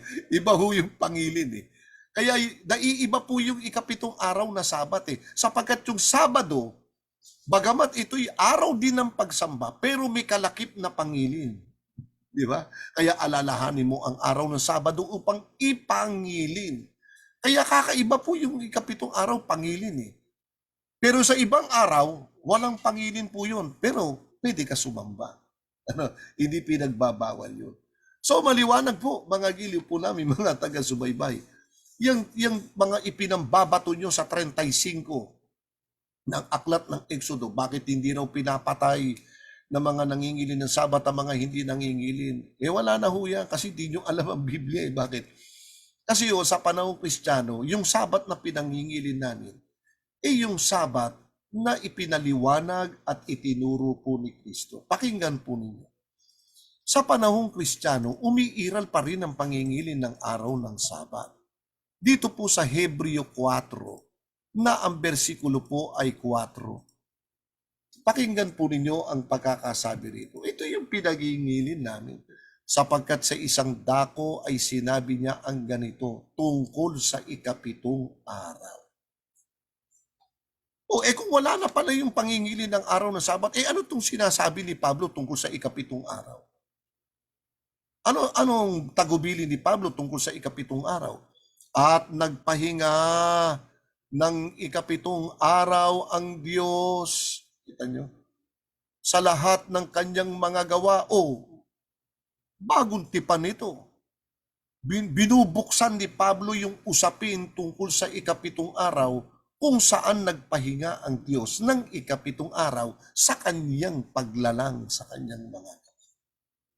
At sapagkat nananatili pa itong tungkol sa ikapitong araw ng kapahingahan, ang sabi ni Apostol Pablo, may natitira pa ngang isang pamamahingang Sabat ukol sa bayan ng Diyos. Ito yung pinangingilin ng mga tinatawag ninyong Sabadista, yung Sabat na natira. Kaya nga progressive may natitira pa ngang, hindi sinabing natira, may natitira pa ngang isang pamamahingang Sabat. Bakit isa? Isang beses lang ba? Hindi sinabi isang beses lang may natitira pa ngang isang pamamahingang Sabat. Bakit isa? Kasi maraming Sabat Yung maraming Sabat, inalis po yun. Colosas 2:16. Ang sabi ron, na pinawi ang usapang nasusulat sa mga palutuntunan na hindi ayon sa atin at laban sa atin. Sino man nga ay huwag humatol sa inyo tungkol sa Sabat. Yung Sabat na yun na ipinanghahatol ninyo, wala na ho yun. Pinawi na ho yun. Kasamang pinawi sa krus. At sapagkat merong Sabat na pinawi sa krus ni Kristo, meron namang Sabat na natira o natitira. Okay. Ano yan? Anong Sabat ang natitira? sapagkat ang pumasok sa kanyang kapahingahan ay nagpahinga naman sa kanyang mga gawa. O yun, gaya ng Diyos sa kanyang mga gawa. Ito yung ikapitong araw na Sabado na Panginoon. Sa ika nila, hindi, sa bagong langit, bagong lupa yan. Magkakaroon na tayo ng kapahingahan dyan. O bakit? Ibig ba sabihin hanggat hindi pa tayo nakakarating doon sa bagong langit at lupa, kasama natin ng Diyos na hindi rin nagpapahinga pa hanggang ngayon. Kasi sabi rito sapagkat ang pumasok sa kanyang kapahingahan ay nagpahinga naman sa kanyang mga gawa, gaya ng Diyos sa kanyang mga gawa. Kung sa bagong langit at bagong lupa pa ito, na sinasabi ninyo. Ibig sabihin, ang Diyos hindi pa nagpapahinga. Ngayon pa lang nagpapahinga ang Diyos Saan? Sa kanyang mga gawa. Sa kanyang creation ang tinutukoy po dito na pinagpahinga na ng Diyos. Bakit? Tapos na paglalang ng Diyos O kaya tumigil na siya. Tayo habang nasa lupa, may ginagawa tayo rito. Ano ang ginagawa natin? Kailangan natin ng kapahingaan. Ang sabi, sapagkat magsikap nga tayo ng pagpasok sa kapahingahang yaon upang wag marapa ang sino man ayon sa gayong halimbawa ng pagsuway. Aling kapahingahan? Ang tinutukoy ni Pablo na dapat natin pasukan. Ibalik nyo sa Agis. Sapagkat ang pumasok sa kanyang kapahingahan ay nagpahinga naman sa kanyang mga gawa, gaya ng Diyos sa kanyang mga gawa. Doon, yun ang gagayahin natin, yun ang papasukan natin, yung kapahingahang ipinagpahinga ng Diyos. Ano ba yung gawa na pinagpahinga ng Diyos na doon tayo dapat pumasok? Balikan natin sa 4. Sapagkat sa isang dako sinabi niya ang ganito tungkol sa ikapitong araw. Yun! May kinalaman pala sa ikapitong araw, yung kapahingahang pinagpahinga ng Diyos sa kanyang mga gawa. Ikapitong araw pala yun. At nagpahinga ng ikapitong araw ang Diyos sa lahat ng kanyang mga gawa. Kaya may kinalaman ito. Doon sa ikapitong araw na pinagpahinga ng Diyos, na doon tayo ay pinapapasok ng ating Panginoon. Kaya maliwanag So maliwanag na po sa atin na yung mga ibinabato sa mga nangingilin ng Sabat ay wala pong katotohanan kesyo kulto, kesyo daw yung Sabat para lamang sa mga Hudyo, wala ho. Naano ho natin yan? Napabulaanan lahat natin yan. Biblia po ang nagpaliwanag sa inyo. Kaya yung sinasabi nila na yung dos gis daw, yung gumaganap daw sa dos gis sa paggawa ng mabuti ay naloko daw ni Satanas. Hindi totoo yun. Kayo ang naloko. Bakit? Ayaw nyo sumunod doon sa gawang mabuti na inilaan ng Diyos sa kanyang mga ililigtas.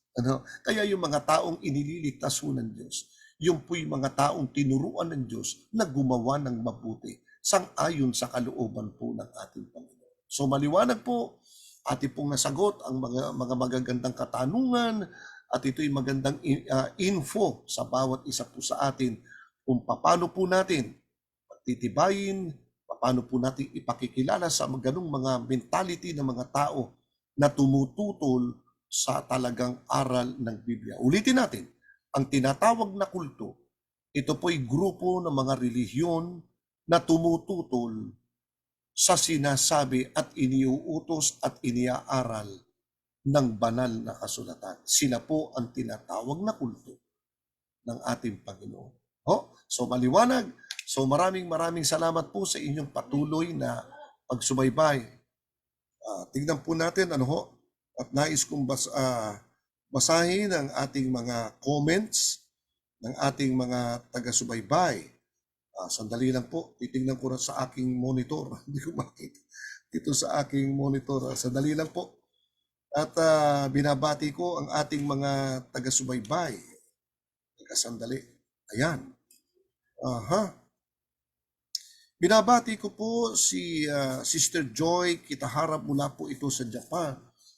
Ang sabi, at saka sabi po ni Arnel Yam Castaneda, Amen. Saka si Edmond Dialogan, sabi niya, Amen po. Ang ganda ng pag-aaral. Salamat, Vince Ramos. Magandang gabi rin mula sa Japan, Sister Marites Hermosora. At gayon si Wilma Kadaig, Happy Midweek, sabi niya. Si Alvin Martin, good evening Brother Ray, pwede po ba talakayin ang Sabat na nakasulat din sa Quran? Alam ko may nakasulat na 10 utos sa Quran. Bakit Biyernes sila? Anong batayan ng mga Muslim? Uy, maganda po itong katanungan nyo. Kapatid na Alvin Martin, i-reserve po natin itong katanungan mo. Tatalakayin ko po ito sa linggo, loobin ng Panginoon. Ano ho? Sa Sunday po, ang ating paksa ay may kinalaman po sa Islam religion and Christianity. Tatalakayin ko po, opo, totoo yan, na sinabi ni kapatid na Alvin Martin na talagang mayroon pong iniaral o mayroong binanggit sa Quran ang tungkol sa Sabat. Ang sabi nga doon, ang hindi nangingili ng Sabat ay mga tiyonggo. Oh, wag naman, ano. Yung po'y binabanggit ko, yung nakasulat sa Quran, hindi po sa Biblia. Hindi naman sinabi ng Diyos ang hindi nangingili ng mga tiyonggo. Wala naman binanggit ang Panginoon doon. Only in the Quran. Sa Quran lamang po yan. Hanyot, i-reserve po natin to, kapatid ng Alvin, sa darating pong linggo, loobin ng Panginoon, tayo makapag-broadcast, tatalakayin po natin yan. Ano ho? Good evening, sabi ni Arlene Reyes. Magandang gabi sa iyo, Arlene, at saka si Jex Malinog, at gayon si Presi Sosa. Magandang gabi. Inaalala ko na aking kaibigan, ang pangalan din ni Sosa, ang kanyang apelido. At gayon din na binabati natin sabi ni Arnel Yam Castaneda, read Mateo 7:21-23, mga taong nag-aangkin tagasunod ni Kristo, subalit taliwas sa kalooban o utos ng Diyos. Amen. Magandang gabi, lalo na si classmate MC Tibor. Sabi ni MC Tibor, kamusta mga classmate, mga Christian classmate? Magandang gabi sa iyo, Sister MC Tibor, at gayon din si Mary Ann Makaraig. Mapagpalang gabi po. Tsaka si Bioli Cabria mula sa Huban, Sorsogon. Maririna, mula rin ito sa Japan. Ano ho? Ito yung mula sa Nueva Ecija. Ito po ay si Denden Alap. Kamusta po kayo dyan? At saka si Isaias Jason. Brother Ray, nais ko sanang itanong kung may mga Kristiyano po ba na mapupunta sa impyerno. Ay meron po. Meron po na sila po ay nagkristiyano pero patutungo pa rin sila sa impyerno. Yun po ang malungkot doon. Marami kasing nagsasabi na nagkiklaim na sila ay kristiyano at tinatanggap ang Panginoon Jesus na Diyos na tagapagligtas. Opo, kapatid na Isaiah Jason, totoo po yan. Maraming nagkiklaim naman talaga. Kahit sino naman, kalayaan naman ng tao na mag-claim sila na sila ay Kristiyano, kami ay tunay na relihiyon, kami tunay na iglesia, kami ang maliligtas, kami ay ganito, ganoon. Marami pong nagkiklaim niya, napakarami po, kapatid na Isaiah. Pero ang final say ay nasa Panginoon po, kung sino talaga ang kanyang ililigtas. Pakinggan po natin, marami po sa loob ng Kristyanismo ang hindi tinatanggap ng ating Panginoon. Meron po mga kadahilanan. Babasahin ko po ang kadahilanan kung bakit hindi sila tinatanggap. Pakinggan po natin sa 7:21 hanggang 23 ng aklat po ni Mateo. Ang sabi ng ating Panginoon ay ganito, kasama po rito mga Kristiyano. Hindi lamang mga Kristiyano, kundi sa iba't iba pang sekta ng samahan ng relihiyon. Kasama na po dyan ang Islam religion, kasama na po dyan ang mga Buddhist, etc., etc. Ang sabi ganito, hindi ang bawat nagsasabi sa akin, Panginoon, Panginoon ay papasok sa kaharian ng langit, kundi ang gumaganap ng kalooban ng aking amang nasa langit. Tingnan mo natin Mga kaibigan, hindi naman sa dinidiscourage o sinisiraan natin, hindi po tayo maninirang tao. Kundi ang pinag-uusapan po natin ang katotohanan. Alam po ba ninyo, kapag pinag-uusapan po natin ang katotohanan, maraming masasagasaan. Teka. Sino yun? Sandali lang po, binabati ko po. Good evening, kapatid na Camacho, Fernanda Baisa. At saka si Brother Ulysses Ponte. Magandang gabi po sa inyo. Si Brother Camacho, naku, talagang magaling na debater natin ito. Madalas kong mapanood. Magandang gabi sa inyo dyan. At saka kay Brother Ulysses Ponte. Tuloy natin mga kapatid, mga kaibigan. Marami po sa Kristyanismo. Hindi sa tayo po ay naninira o anuman, kundi kapag pinag-usapan po natin ang katotohanan, marami po talagang sasagasaan.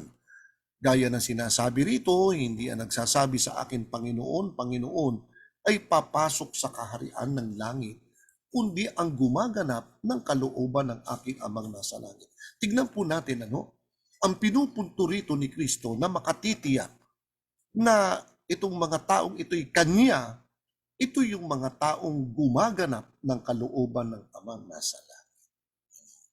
Bakit meron po bang sa loob ng Kristyanismo na hindi gumaganap ng kalooban ng amang nasa langit? Abay, marami po.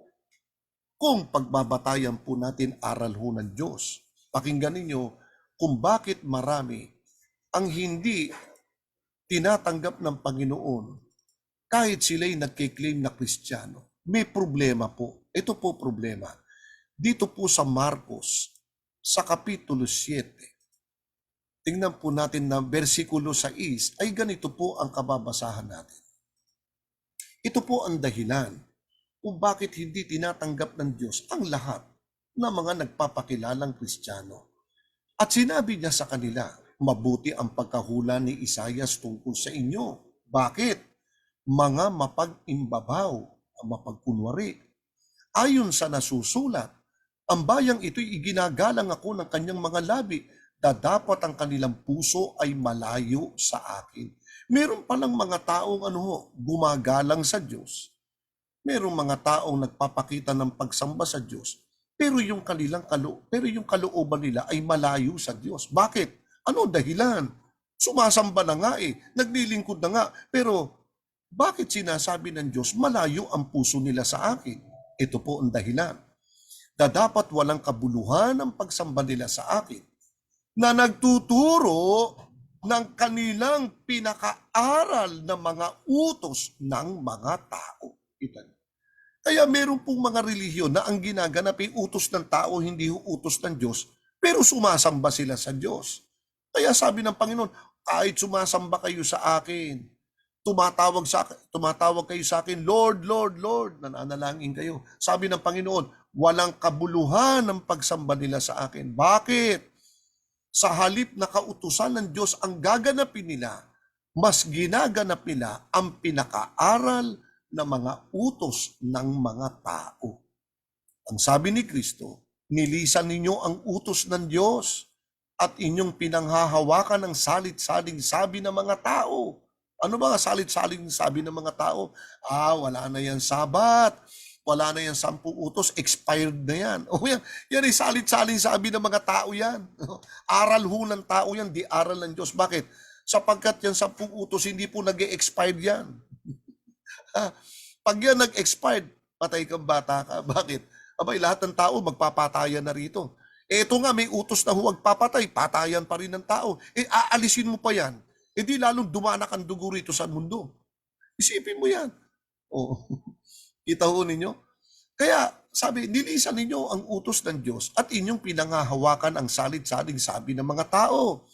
At sinabi niya sa kanila, totoong itinakwil ninyo ang utos ng Diyos upang mga ganap ninyo ang inyong mga salit-saling sabi. Meron nga nagpapakilalang pastor Kung ano sinasabi, paikot-ikot lang yung sinasabi. Yan anthropos, yan sabaton. Natatawa na lang ako. Paikot-ikot lang doon. Hindi niya ma-expound. Tinututulan niya, hindi naman niya tuluyang maibaksak. Bakit? Tao rin siya Ginawa ang Sabat ng dahil sa tao. Tinututulan niya. Hindi niya alam, tao rin siya. O kita ninyo? Kaya sabi ng Panginoon, totoong itinakwil ninyo ang utos ng Diyos upang magaganap ninyo ang inyong mga salit-saling sabi. Kaya po mga giliw po naming mga taga-subaybay, kaya ang batayan po ng ating Panginoon para ang tao'y mapakinggan ng Diyos. Para ang tao po ay mapasa Diyos.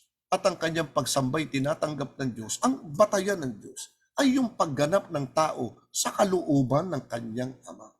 Kaya yung pagganap sa kalooban ng kanyang Ama, isinama yan ng Panginoon doon sa isang panalangin na Ama namin. Hindi po ba? Doon sa Kapitulo 6, versikulo 9, kung kayo magsisipanalangin, ganito ang inyong babanggitin: Ama naming nasa langit ka, sambahin ang ngalan mo, o mapasa amin ang kaharian mo, sundin ang loob mo kung paano sa langit, gayon din sa lupa. Kasama sa panalangin yung pagganap sa kalooban ng Ama eh. Ano ba yung kalooban ng Ama? Na mahalagang ganapin ng mga taong mananamba sa Kanya para ang pagsamba ng tao ay merong malaking kabuluhan sa harapan ni Kristo. Ganito po ang ating kababasahan sa Aklat ng Mga Awit sa Kapitulo 40 na ang bersikulo naman po ay 8. Ganito ang sinasabi ng ating Panginoon na ito'y pinuklaim ni Haring David sa kanyang panalangin. Ang sabi niya ay ganito. Sa Kapitulo 40 na ang bersikulo naman po ay 8, ang sabi ni David ay ganito sa pagganap niya sa kalooban ng Amang nasa langit: Aking kinalulugurang sundin ang iyong kalooban, O Diyos ko. Oo, ang iyong kautusan ay nasa loob ng aking puso. Yung pala yung kalooban ng Ama. Na nagganapin natin ang kanyang kalooban, na yung kalooban niya ay ang pagganap ng kautusan ng Diyos na siyang nasa puso ng tao. So yun po, napakaganda po doon sa sinabi na meron bang Kristiyanong mapapasa impyerno? Opo, meron po. Meron. Sino yan? Ito yung mga taong nagkiklaim na sila'y Kristiyan, pero ang pinangahawakan nila, hindi yung kalooban, hindi ang kautusan ng Diyos, kundi aral ho ng tao.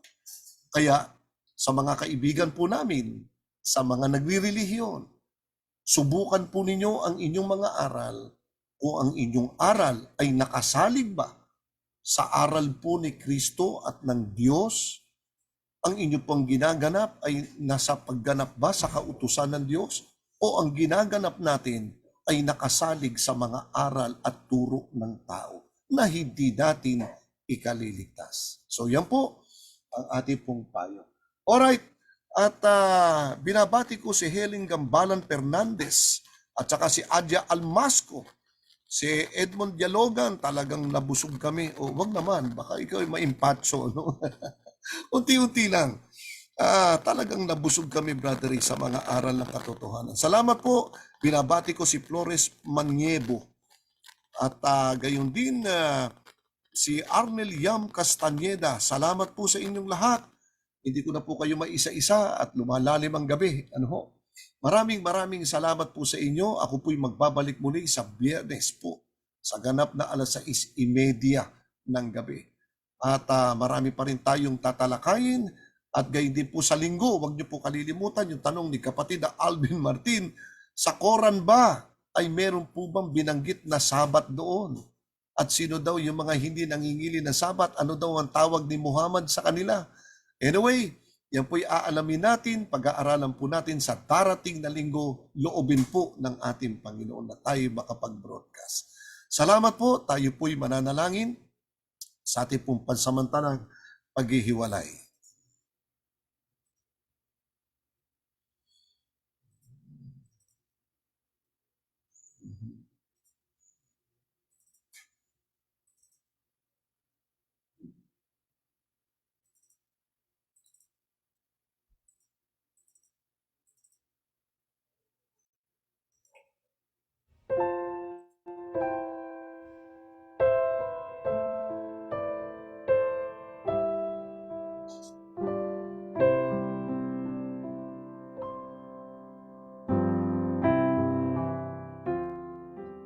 Ama naming Diyos na makapangyarihan, nasa mga langit ka.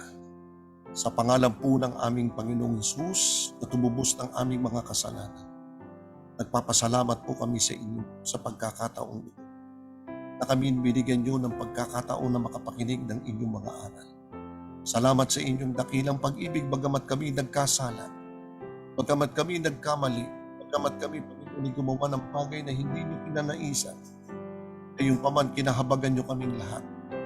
Salamat po sa inyong dakilang pag-ibig Kami, Panginoon, ay lumalapit sa inyo. Patuloy niyo po kaming patnubayan sa pamamagitan po ng inyong banal na Espiritu Santo. Pagpalain ng inyong mga lingkod na nakapakinig ng inyong pabalita. Panginoon, pagtibayin niyo po ang aming pananampalataya. Magawa namin ang iyong kalooban, hindi sa aming sarili, kundi sa inyong tulong at kapangyarihan. Salamat po. Kami pong pansamantalang paghihiwalay, dinadalangin po namin ang bawat isa po sa amin. Pagpalain niyo, Ama, ang inyo pong mga anak, lalo na po sa mga balikong karamdaman. Dalangin namin ang kanilang kalusugan na way manumbalik sa tulong. Pagalingin niyo po sila upang sa tulong. Dalangin din namin ang inyong mga anak na mayroon pong higit at mga pasaning mga suliranin at mga puso. Dalangin namin na malampasan ang lahat ng ito. Gagayon at magpapay ang bawat isa sa ikaliligtas at magmamana ng buhay na wala. Paspasan kaming lahat, O Diyos, tatang kami ng iyong mga anghel. Pagpalain kaming patuloy ng programa. Mga aral ng katotohanan na makarating dako. Ito po ang aming dalangin, Ama, kapag ito'y dinadalangin namin sa matamis na banal na pangalan ng aming tagapagligtas na si Jesus. Amen. Amen.